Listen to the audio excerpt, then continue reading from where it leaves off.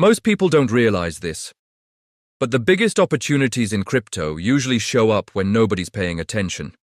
Not when something is trending, not when it's already everywhere, but when it's still early. And the reason most people miss them is because they're focused on what already moved.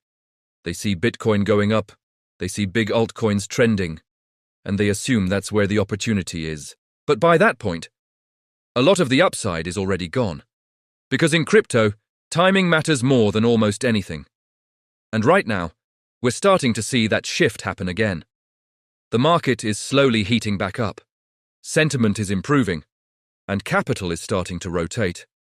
First into major assets, and then into smaller, earlier stage projects. And that's usually where things get interesting. Because that second wave is where you start seeing outsized moves. And right now, there's a project starting to gain traction that fits into that category. It's called LiquidChain. Now, instead of looking at this like just another presale, it's better to look at the problem it's trying to solve. Because crypto still has a major limitation. Everything is separated.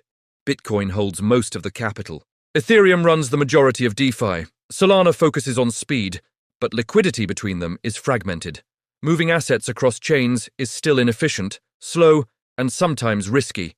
And even experienced users deal with friction every time they try to move capital between ecosystems. And that's where LiquidChain is positioning itself. Instead of building on just one network, it's designed to connect Bitcoin, Ethereum, and Solana into a single system. The goal is simple.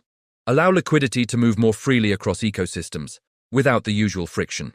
If that works as intended, that's a meaningful improvement to how capital flows in crypto. And it's the kind of infrastructure upgrade that can quietly become very important over time, because the easier it is for capital to move, the more efficient the entire market becomes.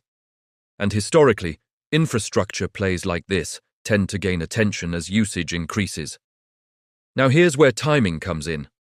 LiquidChain is still in its pre-sale phase, which means it hasn't fully hit the broader market yet, and this is typically where early positioning happens, before listings, before wider exposure, before momentum fully builds. Of course, not every early project succeeds, that's just the reality, but the ones that do usually share a few things: a clear use case, a relevant problem, and growing early interest. And that's why projects like this start getting noticed. There's also staking available during the pre-sale phase, which adds another layer of incentive for early participants, and that tends to bring in more attention as well. Now, if you are considering getting involved in early-stage projects like this, execution matters. Having the right wallet setup makes the process a lot smoother. A lot of people are using Best Wallet right now because it simplifies everything. You can buy into pre-sales, manage your assets, and stake all in one place without unnecessary steps. I'll leave it linked below if you want to check it out.